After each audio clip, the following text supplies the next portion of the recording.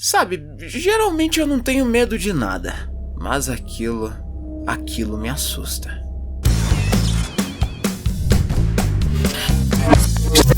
Opa, Alan do Futuro aqui, passando aqui só pra avisar que muito provavelmente você tá vendo esse vídeo no dia do lançamento do terceiro e último episódio desse especial de 60 anos, ou seja, esse vídeo tá muito atrasado. Enfim, eu não tive tempo pra conseguir editar esse vídeo ao longo da semana e por esse motivo ele tá saindo tão atrasado, mas me aguardem porque muito em breve vai sair a análise desse episódio 3. Mas enquanto ela não sai, aproveitem aí a análise do episódio 2.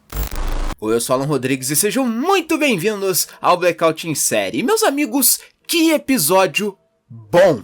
Bom, simplesmente bom! E eu quero enfatizar mesmo o quanto esse episódio foi bom, porque o Russell T. Davies não precisou de um roteiro apoteótico para fazer a gente se importar com as coisas que estavam acontecendo em tela. Ou melhor, ele não precisou destruir Gallifrey para fazer a gente sentir alguma coisa. Ele simplesmente usou das armas que ele tinha para construir uma trama extremamente instigante, com um nível de tensão tão grande que quase chegou no nível de Midnight, que é simplesmente um dos melhores episódios dessa série. E cara, eu sei que é chato me ver ficar falando mal das escolhas do time a cada menor oportunidade que eu tenha, mas cara, de verdade, a sensação que eu tenho é que eu tô acompanhando um time que era muito bom, mas do nada os caras começaram a perder tudo que vinha pela frente. Só que um belo dia, um técnico decente resolveu assumir a barca e começou a fazer esse time jogar o fino da bola novamente. E é isso que eu acho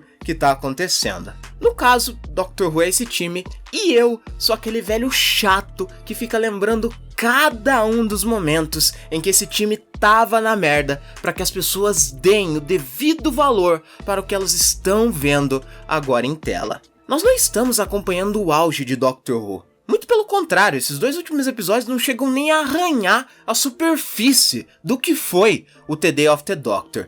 E nem vão conseguir, cara, porque o The Day of the Doctor é algo que não pode ser replicado. E eu ainda vou fazer um vídeo falando da real magnitude do The Day of the Doctor. O fato é que esses episódios não estão reinventando a roda. E o que torna eles especiais e fazem com que eles mereçam ser valorizados é o fato deles trazerem o respiro que essa série precisava. O que tivemos essa semana em Doctor Who é um episódio em nível de roteiro que poderia perfeitamente ter sido lançado há 15 anos atrás, junto com a quarta temporada. E o interessante é que o episódio começa de uma forma totalmente despretensiosa, com o Doutor e a Donna tendo uma conversa com Isaac Newton no ano de 1966. E esse pra mim é o ponto mais questionável desse episódio, porque é onde tivemos as únicas coisas que realmente me incomodaram. A primeira diz respeito não necessariamente a algo que aconteceu nesse episódio, mas sim ao final do último, quando a Donna se distrai e acaba derrubando o café no console da TARDIS, fazendo com que ela ficasse maluca. Eu não falei nada no último vídeo porque eu imaginava que isso teria uma outra explicação nesse episódio, tipo, outra pessoa estava controlando a TARDIS e a Donna só teve o azar de fazer a coisa errada na hora errada. Porém, não foi isso que aconteceu. Aqui foi reafirmado que foi sim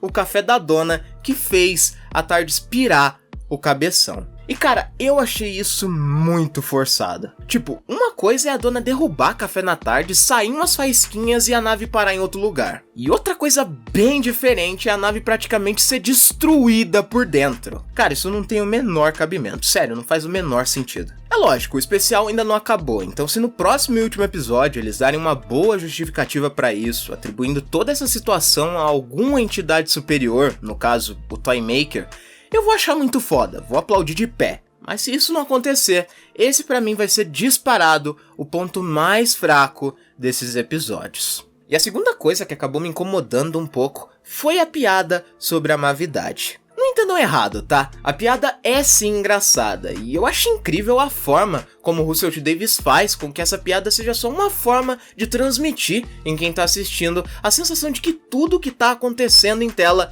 tem uma importância para a história do episódio. Porque se até uma cena aparentemente banal entre o Doutor e o Isaac Newton acabou se reverberando ao longo do episódio, cada diálogo, cada detalhezinho pode acabar sendo crucial pra gente compreender a história por trás de tudo. Ou seja, todo mundo fica muito mais atento e presta mais atenção. É uma estratégia realmente excelente, cara. O que realmente me incomoda são as questões deixadas por essa piada. Tipo, então agora o conceito gravidade aparentemente mudou pra sempre. Nos outros episódios a gente vai ter outras pessoas falando mavidade, então? Tá entendendo? Quando a piada deixa mais dúvidas do que risos, é quando ela acaba se perdendo um pouco. O que é uma pena, porque realmente só faltou uma conclusão um pouquinho mais trabalhada pra essa piada ficar incrível, porque ela é realmente muito boa. Outra coisa bem interessante é que logo após eles pousarem na nave, que estava aparentemente vazia, a TARDIS começa a tocar a música Wild Blue Yonder, a imensidão azul, ou em a tradução mais literal, Azul Selvagem Além, que acabou sendo o título desse episódio.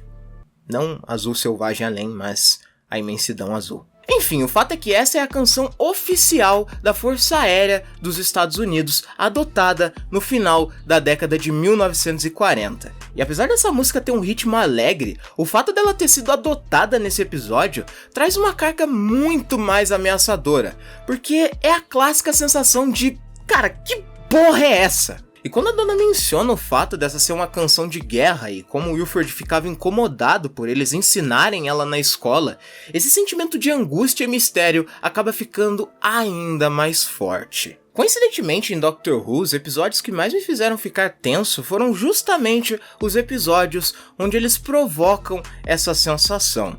E Midnight, como eu já mencionei, é o melhor exemplo disso. E não importa, o resultado é sempre o mesmo. Pode colocar fantasma no episódio, tá tranquilo. Pode colocar um alienígena estranho, não vou ficar com medo. Mas inventa de colocar uma criatura sem nome pra você ver se eu não fico travado.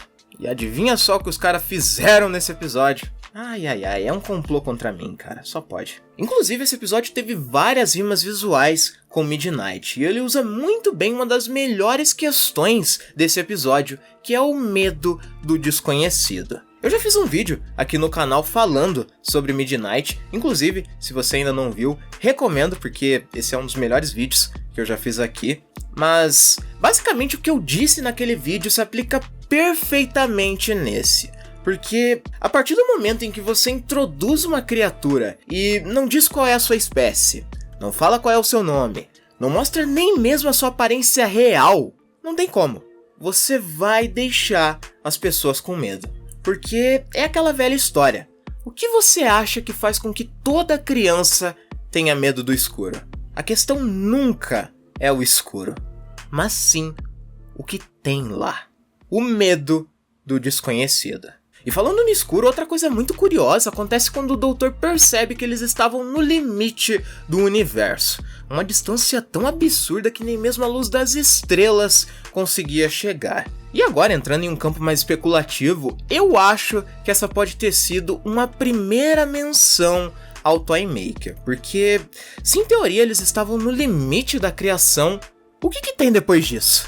Provavelmente é a morada do Celestial. Bom, após isso é mostrado que as criaturas misteriosas conseguiam não apenas copiar as aparências das pessoas, mas também as memórias. E esse é o momento onde as coisas ficam realmente tensas, porque simplesmente não dava mais para saber quem era quem. Nesse ponto então tivemos um momento muito interessante, que foi a parte onde a Fake Dona conversou com o doutor e mencionou o fluxo e a criança temporal por conta das memórias da metacrise. No exato instante que eu vi essa cena, eu me senti obrigado a postar ela nos stories, porque eu fiquei abismado em como o Russell T. Davies, com uma linha de diálogo, conseguiu trazer todas as consequências do fluxo, algo que o Chibnall simplesmente ignorou. É impressionante, cara, o cara basicamente fingiu que não teve consequências. Aliás, aproveitando o gancho, uma parada que eu nunca falei aqui no canal é o fato de eu achar o fluxo uma história bem injustiçada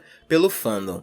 Porque geralmente ela é colocada dentro da caixinha de ruindades do Chibnall, sabe? Mas eu acho que essa história foi realmente muito boa e é sem dúvidas uma das melhores coisas que o Chibnall fez dentro da série. A única coisa que fez com que o fluxo se perdesse no caminho, e aí eu acho que sim, são válidas todas as críticas, é o fato da história ter muitos furos de roteiro e não dar um aprofundamento decente para os personagens. Eu lembro que no final, uma das cenas que mais me revoltou foi o fato de, depois de metade do universo ter ido pro caralho, a doutora soltar um...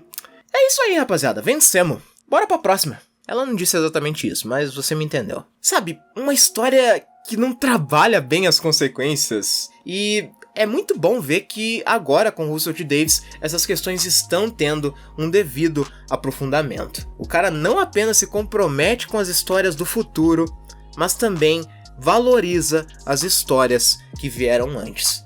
Dá até vontade de ver as temporadas do Chibnall depois que você vê os episódios do Russell T. Davies, cara.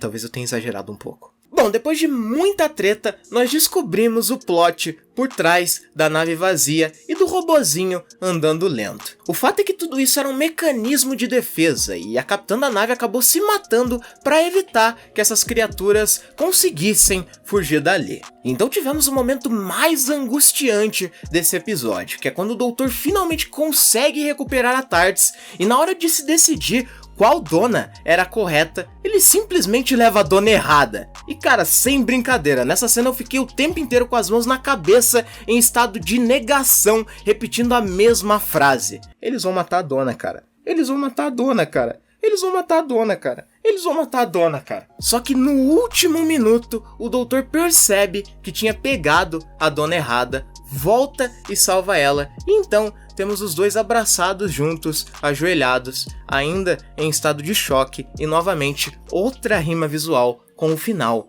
de Midnight. Novamente tivemos um show do Murai Gold com relação à trilha sonora, e um destaque especial para uma trilha específica, que foi um remix da trilha Fear, presente no episódio Listen, da 8ª temporada. E, curiosamente, esse episódio também se tratava de uma criatura misteriosa que o doutor não conseguiu identificar.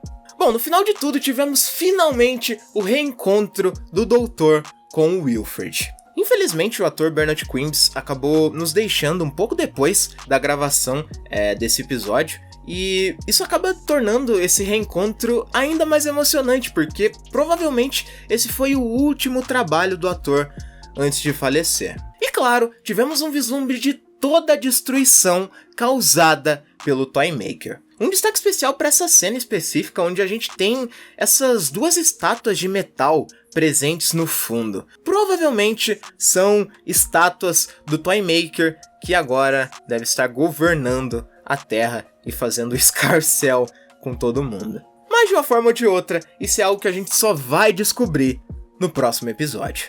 Bom, eu espero que vocês tenham gostado dessa análise, e se gostaram, deixa o seu like aí embaixo para dar uma força aqui pra gente. E claro, se esse é o primeiro vídeo que você tá vendo aqui no canal, não se esqueça de se inscrever para não perder absolutamente nada, e também comenta aí embaixo o que você achou desse episódio. Bom, eu vou ficando por aqui, um forte abraço a todos e até daqui a pouco.